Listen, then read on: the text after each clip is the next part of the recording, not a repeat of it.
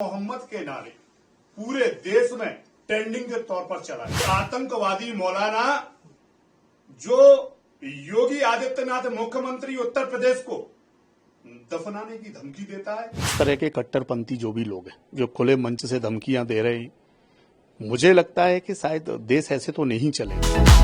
मोहम्मद के नारे पूरे देश में ट्रेंडिंग के तौर पर चलाए गए। हम लोगों को, हमारे संगठनों के उससे, लेकिन उसका भी एक तरीका है, उसके लिए भी कानून कायदे बने हुए हैं।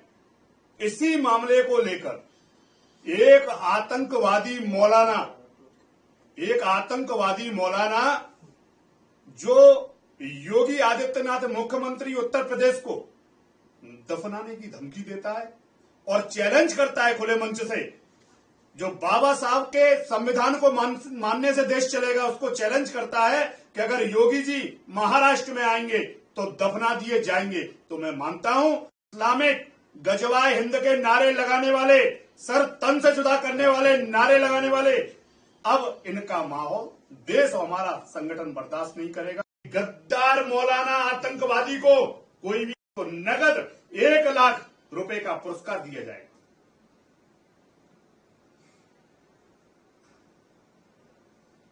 जब किसी की नाक काटी जाएगी, कान कट जाएंगे, तो लोगों को देखेगा वो अलग से कि भाई तेरे नाक कान क्यों कटे।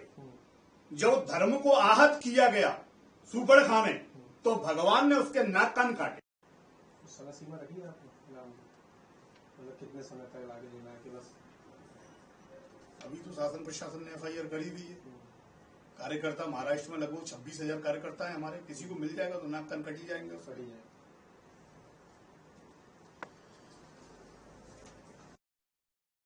की बात कही है, क्या है ये वजह?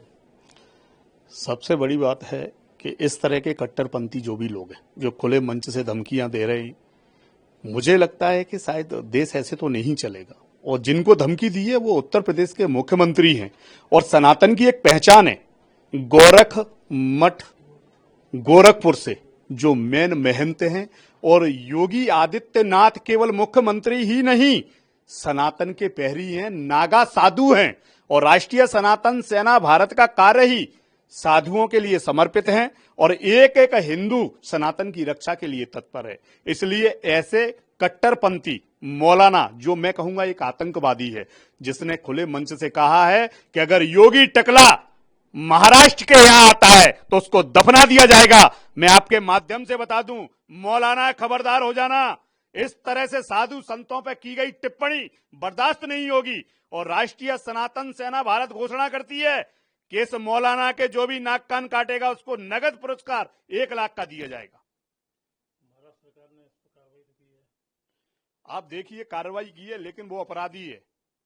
जब खुले मंच से इस तरह की धमकियां दी जाएंगी तो इनके तार कहीं ना कहीं आतंकवाद से जुड़े हुए हैं। अन्यथा जो ऐसी भारत देश में हिमाकत कैसे कर सकते हैं। इसलिए मैं कहूंगा कि इसकी जांच होनी चाहिए और जल्द से जल्द सख्त कार्रवाई होनी चाहिए। आपने क्या संकेत दिए?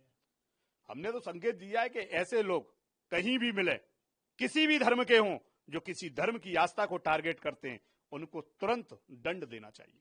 कितना इनाम और 1 लाख रुपए का नगद पुरस्कार इसके नाक कान काटने पर। कुछ समय अवधि भी है? समय अवधि तो जब नाक कान कट जाएंगे तो समय अवधि अपने आप खत्म हो जाएगी।